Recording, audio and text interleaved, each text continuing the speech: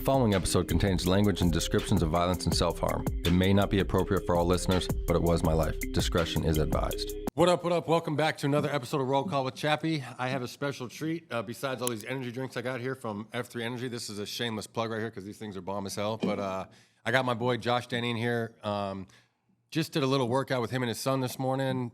15-year-old high school kid. Watched some cold plunge. Just some really, really cool stuff. You know, like I talk a ton about recovery and stuff, but I've been getting a lot more into talking about parenting and dads being good dads. And can't tell you how cool it was to watch you and your son this morning. And like I said, I'm just grateful that to get the opportunity to share that moment with you guys.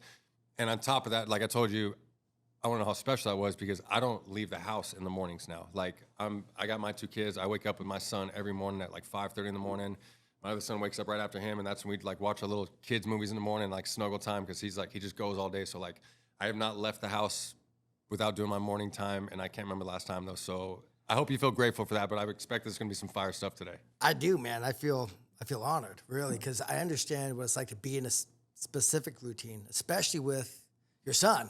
With, you know, that's being a dad's the most special thing to me, I think, in life. Yep. And to interrupt that, to come experience this morning routine with me was special. So thank you. Cool, thank you. All right, and then I'll be real, bro. You are killing it in life.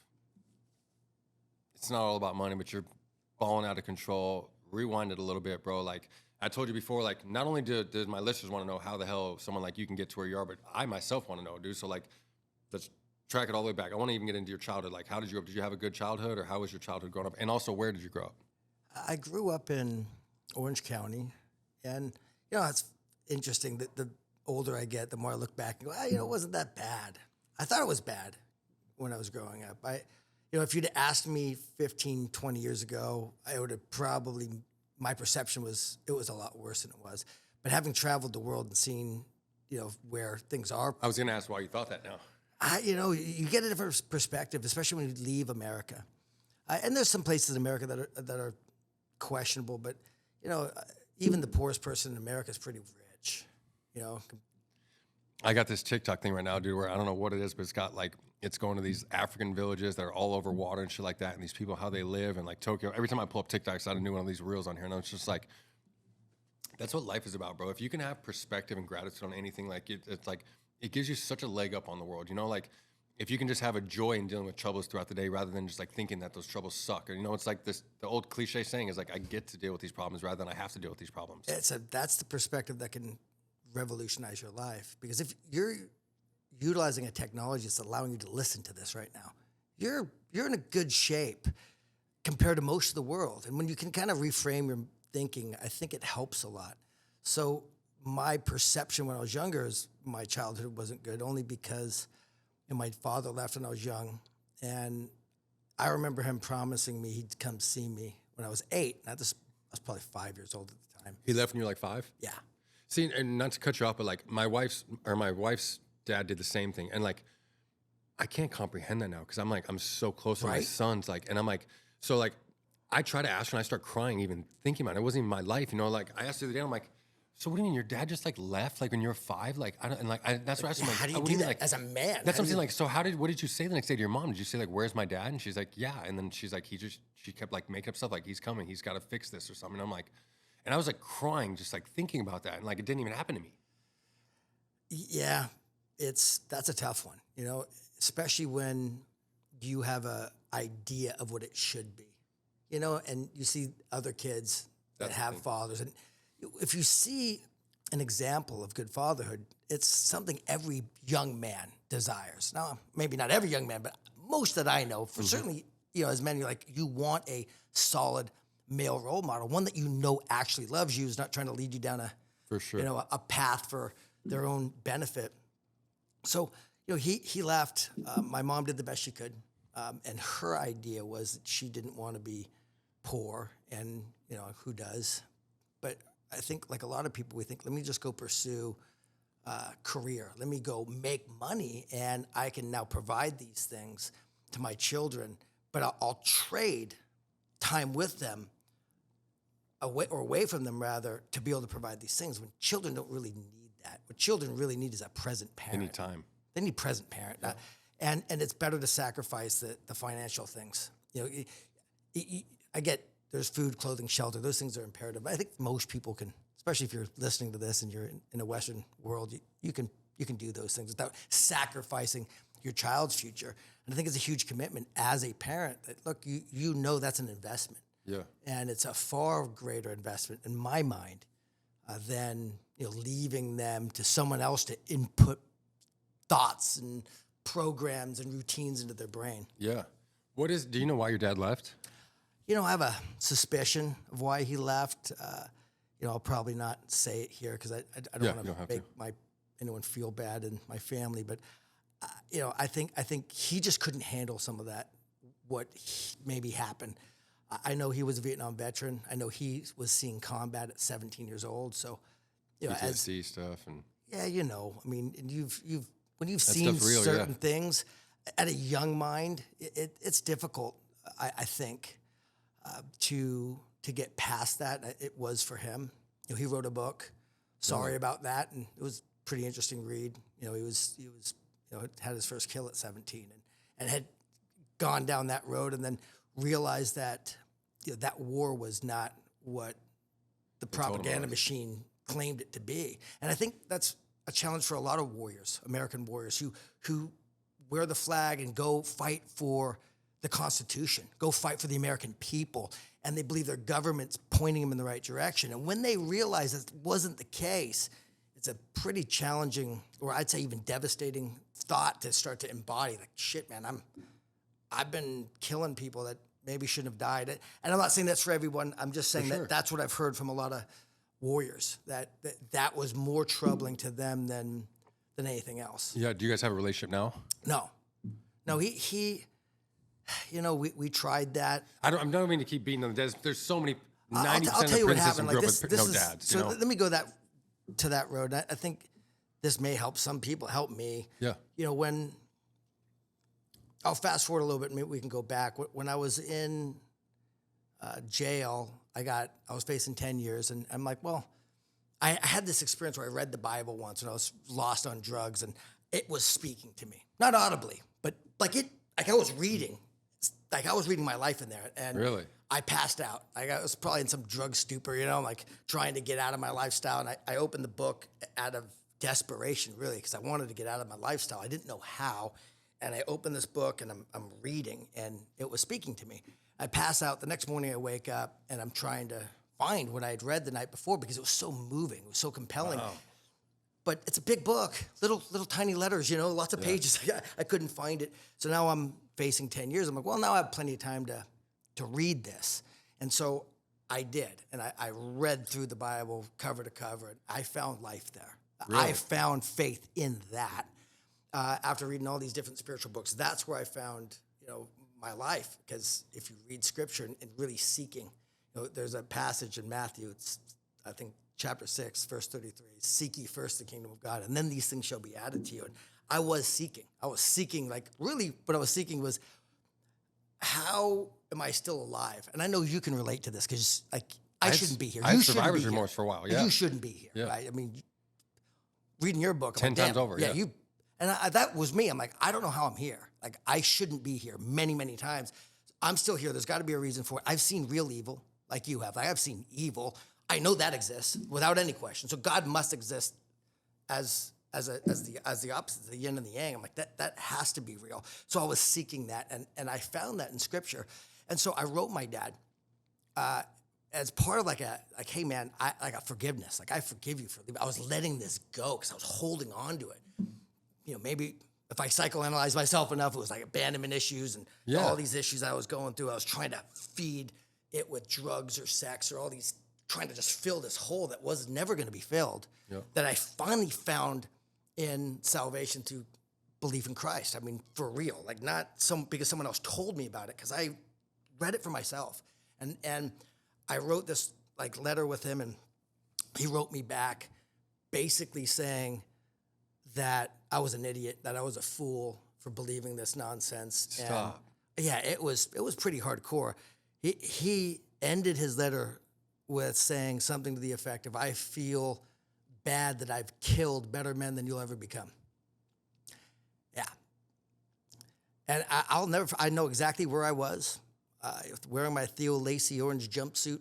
I almost drooled right now. Yeah, but I read that, and I I wrote, goosebumps from head to toe. Like, I wrote him back, and I remember I ended mine saying, this is a waste of pencil lead because stamps and pencil leads are for sure, that's 37 currency. cents. That's yeah, currency, 37 man. cents. Half a honey bun right there. So that hit me pretty good. I've sure. since forgiven him, but then we messaged each other on Facebook probably about 10 years ago, and I think he's just mentally not in a good state. I just didn't want to entertain that and go down that road. Damn. All right. So then, growing up with your mom, how was that till high school? Did you finish school and everything? Did you get into trouble when your dad left? Because Well, not when right my away. dad wasn't around, I was running the streets. You know what I mean? Not right away, man. She remarried a guy who just didn't know what to do. He was a young guy, loved my mom as best he could. He had a messed up, upbringing too. His father left.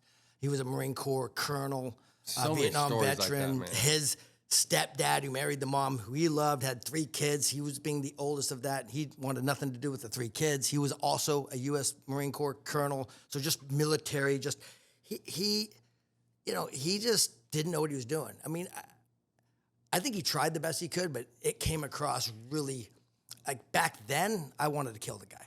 Really? The way he talked to my mom, the way he talked to me, the abuse, he was just very abusive. And yeah, I wanted to kill the guy. And then, are you kind of? I don't even know. I don't mean to keep asking questions, but like, I just like I told you, there's so many dudes. 90% of the dudes in prison grow up without parents. Like, were you still? And since I have kids, this is still in my head now. Were you still? Did it wear off? Wondering if your dad's gonna come home, or are you thinking this is your new dad? No, you know what? I thought that whole time. I think until I was probably about 14 or so that he's coming. He's gonna come back. My wife used to said every Christmas and birthday she used to wait for his calls, and he stopped calling. Yeah. Yeah, I mean, there was just nothing. And, I think it was probably that hope. We hang on to hope. I remember at 5, he told me, I'll come see you when you're 8 or 9. 8 came and went, 9 came and went. I still had that hope that one day this guy's going to show up because the stepdad's there and he's just not, he's not a happy human at that point. Like, I love the guy now. I've forgiven him, so I don't want this to go back to him like I blame him for anything. No, yeah. At that point in my life, though, I would rather sleep outside than sleep in the house. And I did many times. Really? Thankfully, I lived in Southern Southern kids California. are allowed, dude. It takes lots of to run kids that are your own, let alone someone else's kids. You know what I'm saying? Yeah, man, I get it. And, That's all the props in the world for stepdads because that is tough, man. To his credit, he showed up. He, I'll tell you a story about how, like, I finally realized the guy loved me. It was after I'd gotten out of prison, but I'll get to that in a minute. At that moment when I was younger, I thought, like, this guy just, this is going to end well. I left at 14 and I was seeking male mentorship. I think like all young boys do. And I just found it in the wrong spots, and ended up, going down. I wasn't just going down the wrong road. I was like sprinting. Yeah, for sure. For sure. I know you based on your book, We're on the same road. And then once you get into that pattern, it's like, it's like a slippery slope. It just gets steeper and steeper and steeper. And next thing you know, for me, it felt like I couldn't get off. Like I was happy to go to jail. Really?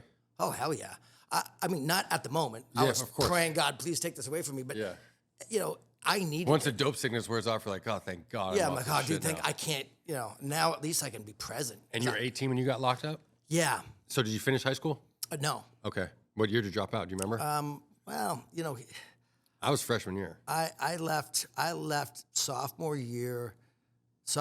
and half of junior year. I came back and tried my second half of junior year. And then I left again and I tried my senior year, but it was just no. I just basically showed up to hang out with. For sure, same with me. Yeah. All right, so after your jail stint, then what? Do you find God? What do you do when you get out? So I find. Or how much time did you end up getting for this whole thing? You're facing 10 years? I only get 15 months. Okay. So I end up not doing a lot of time. Interestingly, the guy who was with me, this big bad, drug dealer from Linwood, he rats on me. So like what happened was we get pulled over and I was going to start cooking meth. And so I'd been tracked for a while, I imagine. And, I had a nickel-plated 45 Firestar like here. So it was like under my right thigh as we're driving on this bench seat, in Yeah. my pickup truck. And so Squeaky, which was his nickname, I asked him to grab the gun. Sounds like a great guy. Because my hands had to be up. So I'm like, bro, grab the gun, throw it under the seat. So he grabs the gun, throws it under the seat. Of course, when we're getting questioned, I don't say anything. I say nothing. Yeah. And then they're like, we know that he told. So they tell me the whole story. I'm like, I know he says something, but I don't know what you're talking about. Like, no, don't even know it's there. So there's the prints. Now the whole thing in my trial was like the prints. Like they have the prints. They have the prints. They said they had it. They never did. Yeah. I just never broke. And because of that, they couldn't really pin the gun on me. But because I didn't have an actual lawyer, I went through 2 public defenders, and then got a state-appointed attorney. Because you go through the whole system, fire, because they're just trying to get you to plea. I'm like, bro, I'm taking 10 years for this shit. Excuse my language. So I get a state-appointed attorney, and then they end up pinning the alteration of the serial numbers on me. That's which is weird. I don't get the possession of firearm, but alteration of serial numbers on a firearm. I pled to it because I was like, all right, well, it's 10 years or, plus 6 more months. 2 years. You probably already had back 2 years time is too. way better. I'm gonna do 15 months. I'm gonna be out. Like, that was the thinking behind it. So you got out when you were 20 years old? 21. I turned 20 in jail, 21 in prison. What were your thoughts and plans when you got out? The what? What were your thoughts and plans when you got out then? At that, I look back on that. Because I didn't even know that you've been to prison. This is kind of shocking to me too, because you're like the people that don't know this dude. You're killing it. K97920. You never remember. I guess funny. It's been 40 frickin' years. Not that long, 30-something years. So I just remember being super close with God. Like legitimately. Interestingly, if I look back on it, the closest I was ever like feeling it with God was when I was there, when I had nothing. And you had time. And I had time. And I just knew I didn't want to go back. I'm like, I'm not going to live that way. Yeah. I'm gonna dedicate my life to God as best I can. And you are literally a starter from nothing in the story. Yeah. Well, I guess we all start from nothing. A lot of people have their daddies that give them money to do stuff. You know what I'm saying? Like, you are legit started from nothing though, bro. Or they'll go run their dad's company or family. You know what I mean? Like, look, if you're listening to that and that's you, God bless you, man. Like, take advantage of that. Hell yeah, I wish I had that. I want to do that for my children. So, dude, that means you have a badass freaking parents that thought ahead. You be that person. If that's not you, you be that person in your family. That's me. Yep. Peter, I'm like, I'm going to be that guy who sets my kids up. Now, on the other side of that, they're not going to, it's not like I'm going to set them up and they don't have to do anything, because all of us need to do something. Yeah. It's for men, we need purpose in our lives, I think. For sure. I know I'm not fulfilled unless I'm aiming towards something. Yeah. And people don't, and a lot of dudes don't realize like how much your kids just like look up to every single thing you do, bro. You know what I'm saying? The fact that you got your 14-year-old kid waking up at 5:30 in the morning to do cold plunges is just baffling to me. I love him. I was a good kid. I woke up early, but like you weren't getting me to wake up at 5 o'clock in the morning to do nothing when I was a kid. You know what I'm saying? And he just like sprung up, like he was more awake than me this morning. I was like, damn, this is cool stuff, bro. Like it was really cool to see. I can say this for parents: if you're raising young men, you gotta be consistent with it, because he doesn't want to get up. Right? I mean, sometimes he does. Most of the time he doesn't. And the older he gets, the more he becomes more of a teenager. Like he's almost 16. It's harder. But if you get that pattern going, they'll do it. And then it's you being consistent regardless. I mean, I'll sleep in. I'll like have a late night with work. This is rare, but like the other day I did that, and he still got up and still went and did it. No way. Yeah, that's without cool. me. Wow, I was like, all awesome right, stuff. cool, man. Like because it's like that program. You're putting that pattern into their into their life. And I don't think there's anything better that we can do as parents than set that program up for them and help guide them towards what is going to be ultimately what they need, the tools they need to be equipped with to survive. For sure. All right, so 21 years old now. I want to get into this, how you started making some money. What was your first job when you got out of prison? Okay, so before I got locked up, I was introduced to a network marketing company called Equinox International. They were a water filtration company. And it was the first time in my life I'd seen people like myself who didn't graduate high school that were succeeding. Because prior to that, I was told, you're an idiot, you're going to amount to nothing, you're going to be whatever. You're going to be blue collar for life. That's just your end. You're an idiot, right? That's what most people think about high school dropouts, at least back then. I don't think it's so much anymore. No, for sure. But back then that was. So I now see people, especially being, a convict. Now I've got a felony conviction, prison time. Like I'm not high up on the job applicant list. For sure. And I get it, but that's where I was. And so I see, prior to that, I see this whole experience of people succeeding, like doing really well. I'm talking some making millions of dollars. And that was incomprehensible to me at that point in my life. You didn't think it was possible, right? No, not at all. Yeah. I mean, 10 grand a month to me back then was astronaut money. Like I thought that was unfathomable. Yeah. Like, there's no way I would ever make 10 grand. 10 grand in a month? Yeah, Oh seriously. my God. I mean, I just wanted to make like 5 grand. I never even seen 5 grand before in my life. No. I was 31 years old. I've never even seen $5,000, Yeah. So that was me. I'm like, all right. So I at least see an example of it. And I go to these seminars. I get introduced to a book called Think and Grow Rich by Napoleon Hill, which I had read part of it then. I ended up finishing it when I was in prison. And I was like, okay, there's something to it. Thoughts are things. You can manifest your reality. And there's a pathway to it. It's not just some special people. Because at one point, Peter, I thought if you were wealthy, you had to be knighted, by like, the special, you're a lucky sperm number 85 or something. You had to be born to the right family, or maybe you're just blessed. I didn't know that anybody can go get it. And I've seen that. And I've seen that from people from like out of the Congo that have come to America and done that, or even into Europe. But there's lots of places that if you just apply the principles of it, you can achieve massive success. So I saw that. When I get out of prison, I'm working in this machine shop, cleaning floors, $9 an hour. And I was grateful for the job. In fact, my stepdad, or my dad, I call him my dad, today, he got me the job. So I'm like, okay, he gets me, and he vouched for me. He's been working. Is that how at you this place. said you realized that you knew he loved you? Well, I'll get to that story right now. Then, all right. Yeah, not then. He gets me this job. I'm working. I paroled to Long Beach because that's where my girlfriend, who I ended up marrying, my first wife at the time, lived. So I paroled to Long Beach, and I'm commuting to Santa Ana for work, going 405, 55, exit Pullman. I go to this place called Aeromill Engineering. Then I eventually moved to Riverside, where I commuted about an hour and a half one way. Anyone who's familiar with that area, the 91 freeway is like a parking lot for 3-4 hours a day now. Yeah. So I get up at 5 in the morning, get my truck. I get up at 4 in the morning, get my truck by about 4:10, 4:15. Sometimes I got to work at like 5:15, 5:20. Yeah. But sometimes it was 6, so I couldn't be late. We used to punch a time clock back then. Time clock, yeah. And you guys remember that? You'd show up, I had to prove I was there by punching this clock, and it would say to the employer when I showed up. And then I worked in this machine shop. And even after a while, I ended up working in a warehouse so there's 2 major buildings. One with all the machines that were actually building these airplane parts. The other one was a warehouse that housed all the tooling.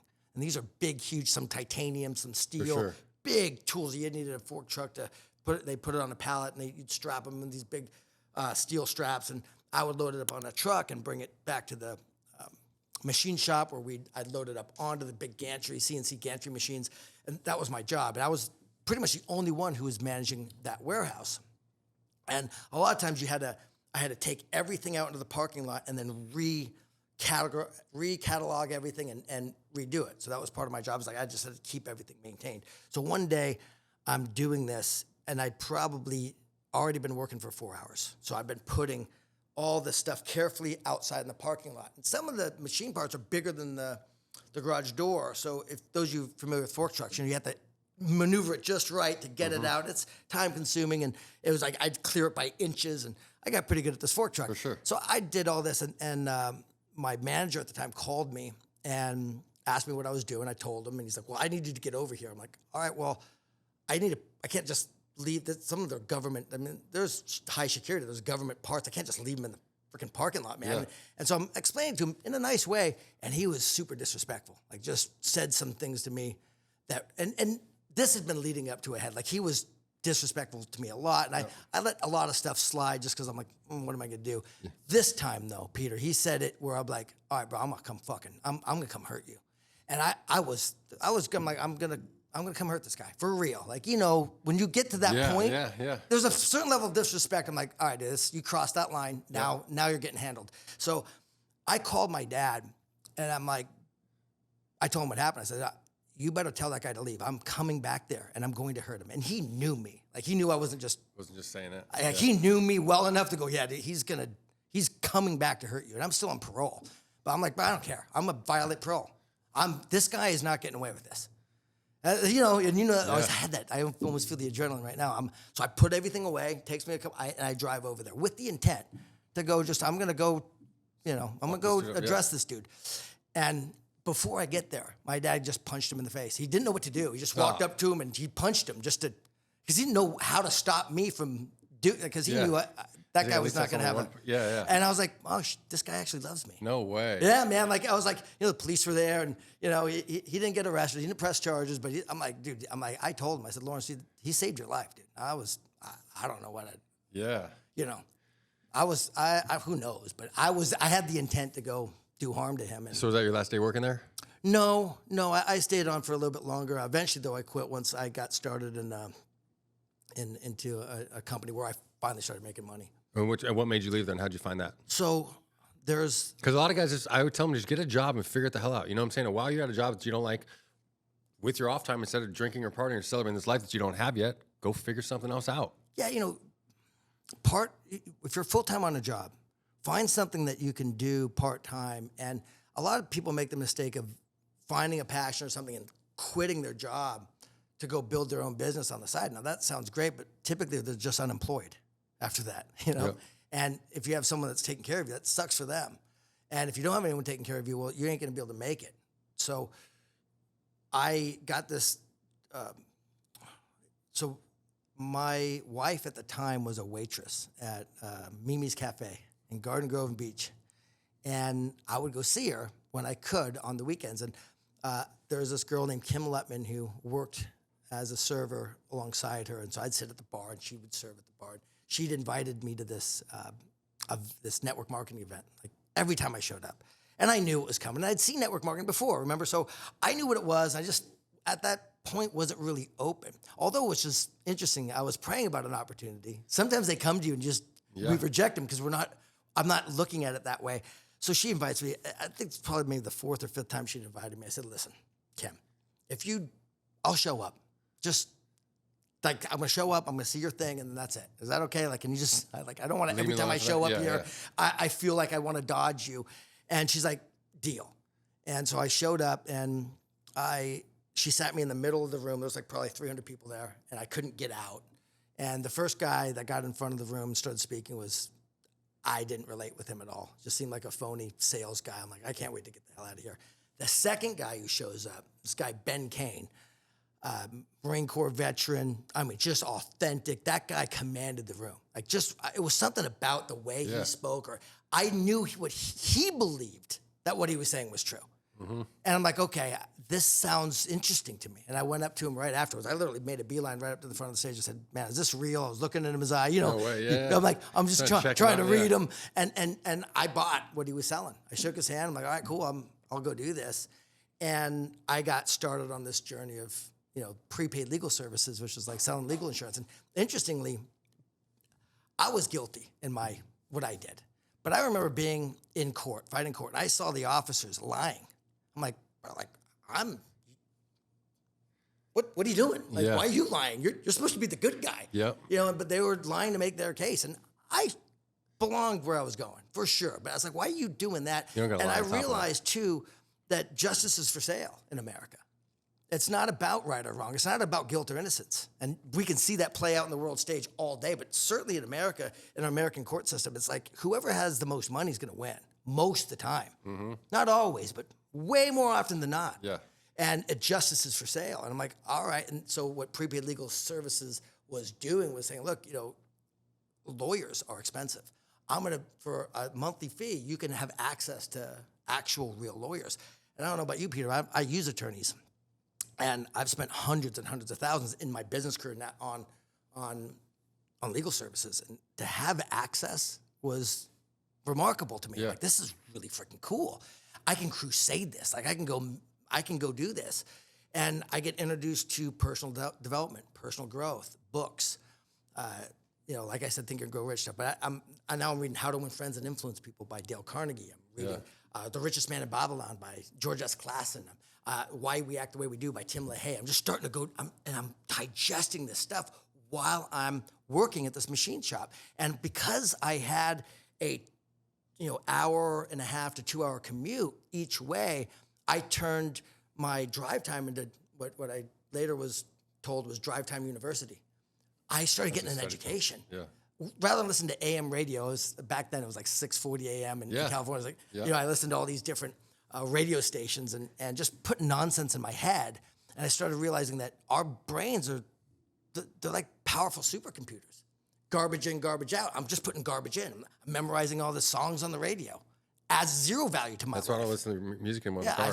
I stopped doing all that. I stopped listening to, I stopped allowing the world to program me. And I started saying, look, if I'm going to change, if things are going to change in my life, I have to change. It's not my dad's fault for leaving. It's not my stepdad's fault for not knowing how to be a father. It's not my mom's fault for working where I never saw her.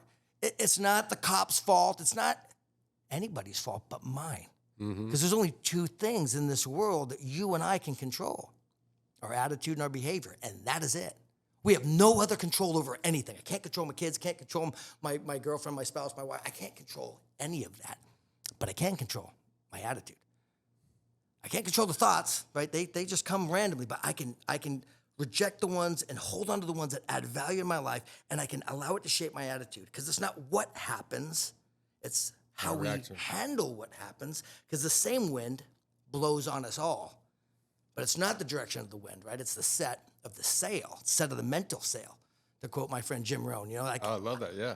I want to set my mental sail, so wherever the wind blows, it's still going to take me to the destination, that which I'm aiming towards, right? Yeah. And I'm like, okay, so that changed my life. That idea that I could program my mind, not allow someone else. And so I started purposely reading books every day. I started purposely listening to audios. How to Win Friends and Influence People, Dale Carnegie. I had that on repeat for a year. In my car, when I walked into my house, it was playing. Then I started writing my goals down. I wrote them everywhere. Like when I was laying in bed, it was on the ceiling. When I got up, it was on the dresser. When I walked to my bathroom to brush my teeth, it's on the mirror. When I walked to my fridge, it's on the fridge. I open the fridge, it's inside the fridge. On my dash in my car. I had this crappy Mazda B22 pickup truck, and I put a Mercedes symbol on the steering wheel. But I realized programming your mind, that you can do that. It's and affirmation, saying with confidence where you're going, what you're doing. Anybody can do that. And you can say it with enough conviction, your subconscious mind believes it and starts to project it in the life. And I've watched that happen. So after a period of time of doing this, I remember I was on and this is shortly after that thing happened. Yeah. I was done. I was in traffic for the last time. I called, I said, look, I'm not coming back. And I exited on Green River Road on the 91 freeway. That? It was pretty scary. It was like I didn't know how it was going to happen. I didn't know what I was going to really do, but I just decided enough was enough, and I was going to, I had enough focus, and I had been working enough part-time where I felt I could do it. All right, so then what happens there? Did you start crushing right away? Or? No, not at all. Of course not, I figured. Not at all, man. In fact, it got worse. It got worse. Here's the main thing I'll try to tell people. Like, it's usually never going to go the way you think it is, however someone promises it to you. But if you're a bad mofo and you just don't give up and you just take that and just like a lick and just keep on going, like, everybody deals with shit. It's the people that don't give up are the ones that are sitting right here, bro. That's it. You know what I'm saying? That's it. You just don't give up. No. Like, people ask me how I got through the shit I went through. I'm like, I don't know, bro. I just didn't give up. Like, I just did it, bro. You know what I'm saying? Like, you just do what's in front of you. That's why you are who you are. You persevere. You move forward. And that's the only thing you can do. So I can say the challenge for a lot of people is they'll make a decision. And they'll say, I'm going to do this. Maybe it's like, I'm going to wake up early. I say, start with the simplest things. I heard this Navy SEAL captain. Probably you've seen this video. Talk about making your bed. You've seen that one? I don't know, maybe. Google this if you get a second, Okay. or YouTube. It's a Navy SEAL captain talking about making a bed and how important that is. And I started that. I listened to that. I'm like, that's right. I'll fast forward. I'm lost at this point when I'm like, all right, how do I recalibrate my life? Because I went on this whole journey and I finally succeeded, right? To a point where my goal was I didn't want to have to do anything. I wanted to be able to do what I wanted, when I wanted, with who I wanted, however I wanted, for as long as I wanted, right? And I didn't want anyone to tell me what to do. Not even me. I didn't want me to tell me what to do. Yeah. That's where that ends, right? It's like, all right, I wanted no responsibility. And I ended up in that space. How'd you get to those? So it didn't work out well for you doing the marketing at first. You said, what didn't go well? And then how'd you figure that out? Well, when you start in any journey, at least for me, you don't know what to do. It's the first time you're doing it. So you're just kind of doing whatever, yeah. right? You're just moving forward. And I was moving forward in a way that wasn't super effective, but I kept doing it, and then you'd adjust. I'd go, okay, this doesn't work. Oh, this does work. Do more of that. Do less of this. And so I was showing up at these events, like where people that were succeeding were. And one of the things I think I did was I got around other people that had my solutions, had the solutions or had what I wanted, rather than the people who were like where I was already at. So it's like, all right, I need to get around people who are already killing it. Well, how do you do that? That's a really important question, because most people who are doing really well don't want somebody who's not doing well around them. Good point.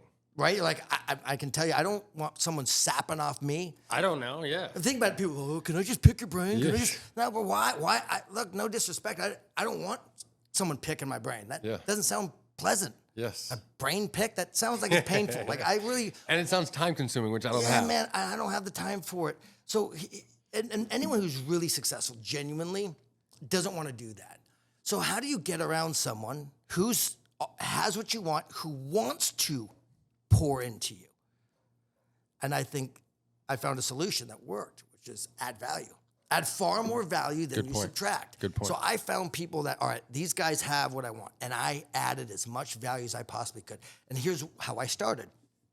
Everyone's always asking them questions about them typically. And they're like answering some stuff. So I'd go, number one, events.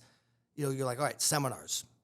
Go to seminars. Oh, well, they're expensive. Yeah, well, the best person you could invest in is you. The best thing you could invest in is you. So yeah, and maybe they're making money off it. Great, let them do that. There's people that are successful at those events. And when you're there, here's what I would do. I'd get around the people who really were killing it, and I would ask them, what book would you recommend? Okay, easy. Throw me a book. And I would go read that book, and next time I saw them, I could talk about a book. I could build a bridge. See, now I had something in common. Before, I had nothing in common. Yeah. I mean, I can't relate to them and their success. I could pretend or be one of those weirdos who's like trying to hang out. They're just trying to get away from me. Yes, sirs, yeah. Now I could, and they're like, well, you actually did it. What's interesting is most people won't do, they ask for advice and they won't do it. Yeah. It's the most... The guy's probably thinking half my employees won't even do shit when I ask them to do something, And Yeah, so they're like, that's kind of cool. Yeah. Every successful man, and I don't know how it is to be a woman, so I suspect you're however you do it, but every successful man, when they see someone who has aptitude and drive and desire, burning desire to succeed, is adding value to, so if you have someone adding value to your life, just bringing you value, helping you, trying to bring you referrals, not looking for an angle, not like, what can I get, but what can I give? Yeah. And then you give them some advice and then they do it. Game Like, changer. man, now I want to give them more. Yeah. And it's like, we have a need. And this is what I found out about very successful people. Because I know there's a philosophy that, well, successful people are, they're either greedy or they're bad or there's this. I used to think, money's the root of all evil. Mm-hmm. It's really the love of money. It's worshiping money. Yeah. Or, rich people are fill in the blank. Not true. What I found was most successful people wanted to give. It's like, but they don't want to cast their pearls to swine. Like, they want to give in a way that they see there's a fruit being born. They don't need to eat the fruit. They just want to make sure, hey, I'm sowing into something. I want it to bear fruit. Yep. So that was one of my secrets, if you will. I got around successful people. I added value to their life. when I asked them for advice, I did it and brought it back to them. And slowly over time, they wanted to be around me and they wanted me close to them. You become so indispensable to someone that they'll pay really whatever it takes to keep you. So then would you jump on and start working with one of these guys and start making money? Yeah. Or what happened? Yeah, I got mentored by a guy named Ben Kane, then a whole bunch of other people that started mentoring me. I got letters of introduction because, you know, when one successful person they're typically in a circle of other successful people. And which is why you say who you hang out with is who you're going to become. And that Yes. goes for any of the dudes, especially guys in prison. If you're listening to this shit and you're going to reach out and hang out with your old Facebook friends because they're going to reach out to you the second you get out and stuff like that. If you're going to hang out with them, you might as well just sign yourself right back up to prison. Or actually don't get out and just keep your same TV and shit. I'm with you, man. Like I didn't talk to anyone when I got out. All my old friends are gone, all of them. Yep. And it's not that I was better than them, and it's like you can't think that way. It's like I couldn't afford to. Yep. Mentally, I wouldn't make it. I had to move. I had to move away from everybody. Shut it all off. I outgrew my friends in like 6 months of getting out. You know, like I got out after 12 years, and I remember we're at the bars on the weekends. I'm like, this is what you guys do every weekend? Like, dude, I'm like, this is, I'm over this shit. Like, I want to go do something else. You know, like back then I had no money too. And I'm like, what the hell am I sitting here drinking and celebrating? You know what I'm saying? Right. But like this, all these guys do. And I'm just like, even back then, I didn't know what else there was because these are all my friends and my brother. These are the only people I knew. I'm like, there's got to be more to life out there, you know? And then I just start like talking to people, meeting people, and then you realize like you can do anything in the world that you want, you know? And it's like, as simple and cliche as it is, it's the truth. It's the truth. You're the average of the 5 humans that you associate with the most. Like I found that to be true. Yeah. I've heard other people say that that's not true. I've yet to find that that's not true. Like if you're around 5 successful, or you're around 10, say you're around 9 successful people, you're bound to be the 10th. Yep. You know, if you're around, you know, you're around 5 people that cuss all the time, you're gonna start cussing all the time. Around 5 people that smoke all the time, and this isn't like a absolute, but it's a general rule of thumb. 99.99%. Yeah, most of the time you're going to be persuaded by the influences that are around you most often. Now here's the benefit of knowing that. You can now choose those associations. And like I said, if you're having a hard time breaking into a new group of people that have what you want, find ways to add value. A lot of them are successful. What's their business? What's a good referral for them? Then go find referrals. Go find them business without trying to get a commission or get an angle. I want to bring so much value. Like, dude, I like Josh around me more than I don't like him around me. 100%. Right? Like, Peter, man, this guy shows up. Yeah. He brings value. He makes my life better, not worse. Yes. Easier and better. Yeah. Okay. Uncomplicate someone's life and they're going to want you around them. Yeah, that's a benefit. Right? You're like, oh, dude, this, if you have a choice, someone who's like always pulling on you, maybe asking you for something, making your life more complicated, compared to someone who's adding value to you, making your life less complicated, thinking for you, unburdening you. Who are you going to spend more time with? Yep. Easy. Be that guy. Yeah. It's really that simple. Seriously. And then eventually you get in that circle. Now you're in it, and just you end up picking up things, language patterns, how to think. A lot of it's how you think. How do you think about things? The things that I used to think about aren't even in my mind anymore, right? That they don't exist. Yeah. The problems that used to get me down, they used to knock me out, I don't even, they just vaporize. Yeah. You know? Yeah. All right. I'm sorry. I know we're going all over the place. No, it's great though. I'm just dying just like everybody else is like, how the hell do you start? People don't know where you are now. Like when we met last time at the Lifetime Fitness, you pulled up in this sick ass Maybach that's sitting up out front. So like to the levels of this stuff, like you still haven't even gotten into how you started making money. I want to know how you started making money. And then on top of that, you clearly had to have left that to do something on your own too, which is like really scary for people because you left a job before that you weren't making shit, which is, it is what it is at that point. It's still a chance, but like, you're really, really successful now. So you clearly started making some money doing whatever network marketing stuff, and then had to obviously take another leap of faith to leave that probably to do something else, correct? Because you're not getting that rich working for someone else. No, look, I think there's several ways to get to wealth. And what I mean by wealth, a lot of people I think have a misunderstanding of wealth. They think it's fancy things or having materialistic wealth. And Maybach. Yeah, like that or whatever. And don't get me wrong, having nice things is cool. It's fun. It's just not it shouldn't be the aim. It should be a reward for proper financial management. And I didn't know this for a long time. Like I first time I started making money, I bought the things that made me look rich, made me feel rich, you know? Yeah. And that was kind of a backwards way of doing it. I see a lot of people do it today still. It's like they want to impress other people, or they think, oh, well, a wealthy person has this car, a wealthy person has this watch, a wealthy person has these things, and then they go aim at those things. And look, if you have aptitude and desire, you'll get those things. I just have found that that's not the aim's in the wrong order. Rather, aim towards becoming wealthy in the terms of time, meaning how long can you live without having to work for money? Like, okay, so for example, let's say it takes you $10,000 a month to live. And that's probably not too far inaccurate, especially here in Scottsdale, but whatever that number is, it's a 5,000, put the number on it. It doesn't matter what the number is. Sounds like 15 right now. Whatever yeah, right? It's like, well, again, money's also, 30% less valuable than it was just 5 years ago. Yeah. As far as purchasing power of the dollar. So if you're looking at, it's 15 grand a month. So, all right, 15 grand, it takes you to live. Or if that's what it is, and that's your food, your clothing, your shelter, your lifestyle, the way it is, that's what it takes. So you figure, what do you have to do to acquire that is one. Now, if you had, say, $1 million and you're making 15% a year, okay, that's, a little less than that, right? Let's call it $1.2 million. $1.2 million, you're making 15% a year. That's about 15 grand a month. Yeah. That your money's making you, meaning that you don't have to do anything. You don't have to trade your time for the money. The money makes you the money. That is wealth, in my mind. Now, Are you wealthy to what standard? Well, I need 5 Rolls Royces. I need 15 SVJ supercars. Whatever. I'm just making shit up. 2 places at the Optima. Oh yeah,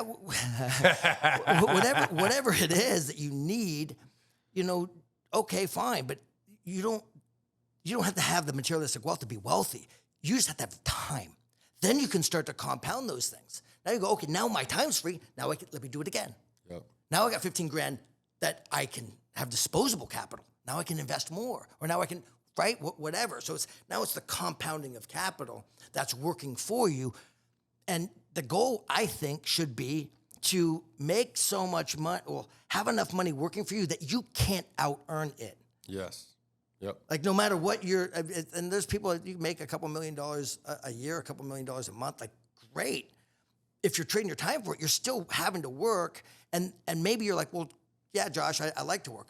I know, I do too, because without working, I go down a bad road fast. Without purpose, without passion, without a focus, without an aim, life is not good. And I got there at one point. I think I was telling you that earlier. Like I got to a point where I was finally there, and it was anything but fulfilling. It wasn't fulfilled at all. Yeah. Without purpose. So I would say that'd be the first aim. Now, if you're going to go into my story, I started learning how to make money, and I was going down this journey. I ended up leaving a company I was with for 10 years. I was with that company, Prepaid Legal, for 10 years.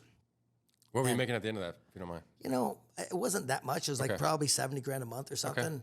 It was like, it wasn't that much. It wasn't that much. It's a cool little 70 G's a month. I'm sorry. It's hilarious. He literally says it just like that, too. Dead serious, too. There's levels to this shit. Hey, no, and that should show you there's levels to this shit. But like, we were just talking, like, you're sitting in a cell like a lot of these listeners are, too, now. Like, you came from nothing, got out of prison at 21 years old. Like, and you could literally spit out casually, like, oh, I wasn't making shit 70 grand a month. Like, yeah, literally. So if you're listening to this, no matter where you're at, just know you can get to wherever you, and I know this sounds cliche. It does, like people say it, but I know it's true. Yeah. I don't believe God made you to be a pauper, to be a peasant. If you're hearing my words, you're made for a purpose. God has gifted you with something, and it's your job to be all that you can be, not for the materialistic wealth. I would say, if that's your game, cool, but set a goal to be a millionaire, not for the money, but for who you have to become. And it'll just come as a byproduct of that. Yes. Yeah. But become all you can become. Like, that's the cool thing. Yeah. And if you're sitting in a prison cell right now and you have nothing, do you know what? You may think that's bad, but if you have an out date, if you have an exit, awesome. You're in a great spot. Yep. Now start to map your life. You have time. You don't have bills right now. Okay, hopefully, you know. Yeah, no, trust me. Some do, but hopefully you don't have And any there's bills. a lot of us out here that would trade in, like, trust me, you know what I would give to go back to Ford right now for a month? Right. My sons, besides them, obviously, Just to reset. Dog, All right, that's- I have X amount of time to just build me. Right now, I know this sounds crazy, but you're in a spot where you can build you. Build you, read, routine your day. So you're exercising. So Yeah. you're exercising your body, exercise your mind with prayer, with meditation, with whatever you have to do to get your mind right, where you're focused on your future, thinking about it. Then read the books, listen to the tapes, journal. You can get so strong by the time you walk out those doors. You're hitting the streets you're running. ready. Running. Yeah. That's what I was telling Mike. Instead of like that, like when I was getting out, I was like, dude, what the hell am I going to do for work? Where am I going to I couldn't even figure out work. I just knew the end result with me was a construction job making minimum wage. You know, I'm no education, covered in prison tats. I had no idea. And that's why I say, like, you don't know what you know until you know, you know? And then I've made 10 grand my first month ever working. I was like, I remember it was my first like bonus check that I got at the end of the month. It was like $3,700 after taxes. And that was the most money I'd ever had. And I was 31 years old. And I was You're like, yeah. $3,700. You are kidding me. I'm like taking pictures of checks to my mom, my dad, everybody. And I'm like, what the hell? You know, and the next month you start making more. And then like, but that's what money does, bro. Then you start opening your eyes up to the Louis Vuitton and all this stuff. And then you're like, holy shit, I'm not even somewhat rich, you know? So then you start seeing that. That's why I say there's levels to this shit, you know? So I was making $200-300 grand a year. And then I'm just like, I almost felt more broke than I was before because the shit that I was buying, that I didn't even look at that shit before. You know what I'm saying? Because I was like, that's for rich people. I'm not spending my money on that shit. And then when you start spending your money on that shit, you realize a couple sandals at Louis Vuitton is $2,500, 3 G's. You know what I'm saying? Like that's a mortgage right there. And I'm like, holy shit, this is dumb. You know? So then I've been in the process the past years just like backtracking all that shit. You know what I'm saying? Like, I think everyone's got to go through it. If you're going through it, like, give yourself some peace. Because sometimes people get so down. I did. I got so down on myself. I'm so dumb. I spent. oh, okay, when you great. when you start making money, you realize how much money you just throw You're in the just trash. wasting. You're like, but okay, here'd be another way to look at it. All right, you have the ability to do it. Great, cool. Cut bait from everything that once was, because you can't fix the past. That's done, right? Tomorrow's gone. And today, well, you've heard this, right? Today's a gift, right? That's why they call it the present. Tomorrow may not come. I can work on today. I can do what I got to do today. So if I get to tomorrow, if God gives me another day, it's going to be a little better. And I can keep repeating that process until I walk into a reality that I want to exist in. Does that make sense? Yeah, absolutely, for sure. That is fire, man. All right, so we're sorry to go back again too, but what makes a guy like you that's making 70 grand a month not happy and want to leave and go do something else? You know, That money would blind me. I Probably. would say it's at some point, once you get past where you're, whatever that level is for you, because again, it's different for everyone, where it's no longer about the money, it's about the pursuit. Because you've heard this said, right? It's the journey, not the destination. And there's truth to that. So when you are passionate about what you're pursuing and you're making money, that's great. And you should make money. If you're passionate, you're moving towards a goal that's worthy of you, right? Worthy of your life energy. It becomes more about the people around you. And for me, at least that is for me. Not everyone's that way. For me, it was like I'd rather share an experience with other humans I love and care about than be on an island by myself. Like if you could forward think this, For sure. you have the jets, you have the helicopters, you have the boats, you have everything. All the materialistic wealth you could imagine, but you're on an island by yourself. Who cares, man? Like to me, now some people they're cool with that. I want to share it with someone. Same. So I had a business partner that I felt wronged me and betrayed me deeply. And so I got so mad at money. I'm like, this is what money makes you. I don't want any of this stuff. And I went on a mission. Like I was mad at it. I was spending it where I was accumulating and I had no debt. I had just cash. Yeah. I went to like debt. And I met my second wife, who I fell in love with. And we, she got pregnant right away. So now we have a baby on the way. And as you know, a baby changes everything. Everything. Right. So, I've got my son on the way. I've got this girl on the way. And I'm thinking, I got to change my life. Like I can't stay in this pattern. This is a bad pattern. Like I had Lamborghini. I had nice stuff. For sure, right? yeah. And I had cash and I was pursuing pleasure at that point. Like I was like, I wanted escape from this pain of the betrayal. So I'm feeding myself alcohol now. And I'm going down this road that I was familiar with. And I'm going, well, I can handle it this time. I'm good. I'm more mature and older. I'm now. more mature. I'm older. I'm not going to slip that far. And it's amazing how far you can go. Real quick, too. And God helped me because he got me hooked up with this girl who, like, I changed my life for because, now I'm like, things got real. I got kids on the way. I got to figure my stuff out. And I get back involved in network marketing that I know well. And this after a couple business failures. Like I left my company. I started a company, failed. I started a mortgage company in 2010. Wrong time to do that. Yeah. Failed. See, this is for the listeners too. Like I told you, the number one thing is don't give up. A lot of people start a business and try. If it doesn't work out, they go back to what they're doing. Like if you don't quit, there's nothing that can stop you. Yeah, you can't stop a man or woman who can't quit, who won't quit. Like if you just won't quit, like I'm not quitting. That's like, my I've been best homeless character 3 trait, times. bro. That's my best character trait. Seriously, I'm not smart at all. No book smarts. And I'm not scared of it. Like I think that's a challenge for people that they get attached to their materialistic stuff. And I admit I get the pull of it, especially when you accumulate more. But I've been homeless 3 times in my life. Wow. So, now the first time was outside homeless. Yeah. The second time was I just didn't have a home and I was broke and in debt. Yeah. And the third time I was actually a millionaire but had no home. I was cash poor. So it's like different stages of homelessness. Yeah. So I don't feel too bad for me. But, what I mean by that is I'm willing to let go of all the things. They don't mean anything to me. I can't say that. There's something. I'm just willing to let that go because I can pursue something else. I can move forward, right? So, for me, I failed. I leave this opportunity. I was making a lot of money. And I'm like, I just couldn't do it anymore. And I start this company with a partner, and we fail miserably. Then I start another company with some partners. Fail. So I'm like, all right, now I'm $1 million in debt, and I'm getting evicted. So I go back into what I know, which is network marketing.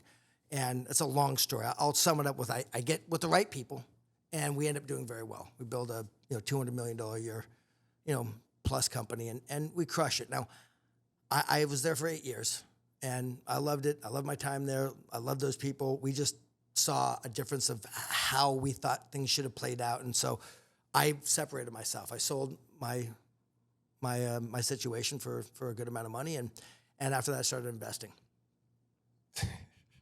That's why I tell you, I'm like, what do you do nowadays? I'm like, because I don't even know what you really do. You're like, I try to do as little as possible. I just spend time with my son. I was like, that is the life right there, bro. I just try to be a dad, man. Like I do some consulting stuff from time to time. I have investments in a lot of. How different rewarding deals. is that though, being just the dad that you can be now, especially when you didn't have that growing up? There's nothing like it. I can't think of anything better to do with my time than pour into my children. Like I can't really think of anything. Maybe being a coach, pouring into a lot of kids, Yeah. but I'm not. I'm a little more selfish than that right now. For sure. Like I'm like, all right, I'm not that good either. So it's like Yeah. I only have so much energy. Let me focus on these ones and try not to mess up these kids. What are your goals now for the future? My goals right now, in terms of what? In terms of financial, in terms of family. Goals. There's life goals. And how much do you do goal setting? I always try to ask people that. What? What do you like? How much do you do goal setting? Do you do like yearly goal I planning? usually, I You're usually probably set past goals that, right? every few months. Okay. So, because when you're in motion, right, you're moving towards something, you're going to get off course, For sure. right? So it's like I heard this saying, I don't know if it's true or not, but it helped me. A rocket ship on the way, right, to its destination in space, if that's real, is off track 97% of the time. Well, how does it get to where it's supposed to be? It has a gyroscope that's adjusting it constantly as it's in motion. So you have to get that real-time data. All right, I've been moving. Where was I? Where am I now? What's happened in between the time I left and this moment? And so then you can course correct and adjust. A lot of people I've found, and I've done this myself, is I start moving towards a direction and I don't really pick up my head to look around. The next thing you know, I'm in a spot I didn't want to be. Or I'm in a spot that I was like, I didn't really plan for this. Yeah. Right. So I think it's important to always be, all right, where am I at? How do I readjust? How do I readjust so I can reset those goals? I have some big goals that are pretty stationary, and I'm trying to move towards them. Like, a financial goal, I have a certain number I want to get to that gives me the interest I need. My family goals are, I want to be present for my family, like just all the time. And, I like to be able to be the one who takes care of the family reunions, who gets the family together, you know, and that takes money and time to do that. So I'm working towards doing that more and more. And thankfully, over the last few years, I've been able to do that. Or, you know, I have these, you know, scheduled events. I have my man time, right? I have my golf trip I do, and my fishing trip I do, and I've got my family times and my 4th of July and my Christmas and my things that I get the family together for. And I want to do more of that. I also, my major goals right now are, you know, I want to get to a point where I'm involved a lot more politically. You know, I love America. I at least love the idea of it, right? For sure. You know, I got the Constitution tattooed all on over my arm. yeah. Because I believe in the Constitution. You know, I've read the federal papers. I've read the Constitution, the Bill of Rights. I believe that's amazing. I think it's some of the best documents man's ever put together. Yeah. I think we're far off track in America.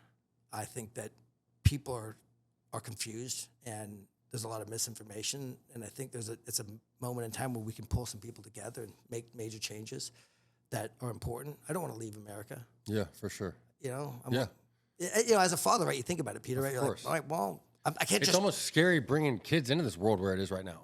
It is and it isn't. I think it is if we don't do anything. Mm-hmm. It is if we... Good point. If we don't do anything, I think we are where we are because most people stuck their head in the sand. Most people didn't pay attention. Most people said what I said for a lot of years. Well, what possible could we do? What could I do? Like, I'm just a nobody. I'm a nothing. I not like that, but more like you know, I'm. You get 5-10 million people saying the same thing though, and they turn that flip around, and then you got something. Yeah, and look, I'll say this to the guys that are, you know, locked up right now. Like, you have no idea what the difference you can make. Look at the difference you're making, Peter. You're making the difference in a lot of men's lives.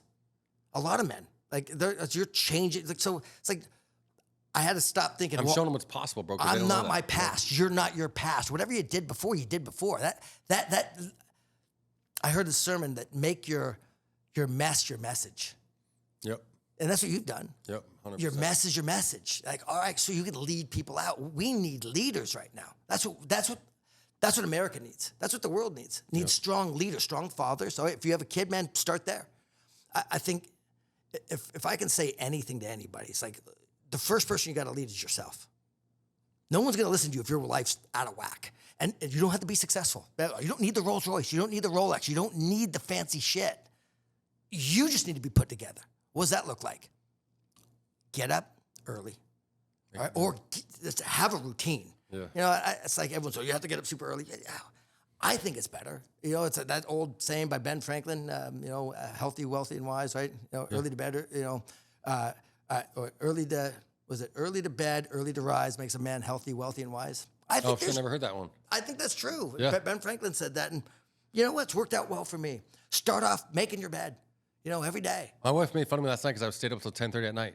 She's like, old man, what the hell are you still doing up this late at night? You know what I'm saying? I'm like, Quincy's still not up yet. You're still wasn't sleeping because he started getting out of his crib, you know, because I'm 8:30, 9 o'clock in bed, bro, you know, like seriously, like an old man. But I'm institutionalized and I do my prison routine out here still now too, you know, because routine's where it's at, you know. And a lot of those inmates that are in there, listen, they don't even realize like we have an advantage on the rest of the world once we get out because we're already used to the routine. We're already built with our backs against the wall and stuff like that. So I always like to give like the last little bit of, you kind of just did, bro, like the last little bit of the podcast, just like give some little gems to some dudes that are doing time, especially if you're listening to a guy right here that did time when he was locked up as a kid and got out. And we didn't even touch on how successful this dude is. Like you're printing money pretty much, bro. And like, I like that you're so modest. You didn't even say anything about how successful you are now, but like, what's one step or one thing these guys can do the second they get out of here to start to get on your path? Or give me any little last bit of advice for some dudes that are getting out of prison. I'd say, and even if you're not getting out, if you're in, start where you are right now. Where you are is okay. So it's like, oh, okay, you got to start somewhere. So start.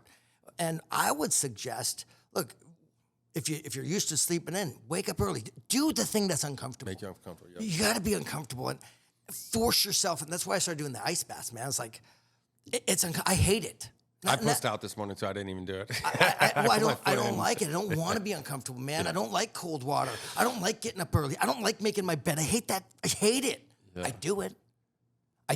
And I do it because I don't like. I'm like, I'm gonna force myself. I'm in charge of my brain. See, I feel this way. I visualize it this way. There's evil and good. There's the bad wolf, the good wolf, right? They're at war with each other in your mind, for your mind, for your soul. Well, which one wins? The one you feed the most. So the one that's telling me, man, you can sleep in a little bit more. It's okay. Oh, you don't need to do that. So one more drink. It's just one more drink. F that guy, man. Yeah. I want to kill that guy in me. I'm my own worst enemy. I'm the one that sends me to every bad decision I've ever done. It's me, man. And even if someone else caused it, even if I'm in, it doesn't matter, man. I have control of my attitude. I have control of my behavior. I'm going to wake up and I'm going to do the uncomfortable thing. Reading, I couldn't read very well, Peter. I'd open a book and my eyes would start going down the sentence and my mind would go somewhere else. Same. I didn't even turn the page. I don't even know what I did. Same. And it was frustrating, man. It made me so mad. I'm like, I can't read. I'm just not a reader. No, man, it's atrophy. It's because I'm not forcing myself to do it. I got to a point where I could read. I read The Firm, 550 pages, one day. Oh, John Grisham was the only John books Grisham, I read all John Grisham, all Grisham, Tom the only books I Clancy, read, all yeah. Dean Koontz, man. I was reading all. Shout out to John Grisham, yeah. John Grisham, man.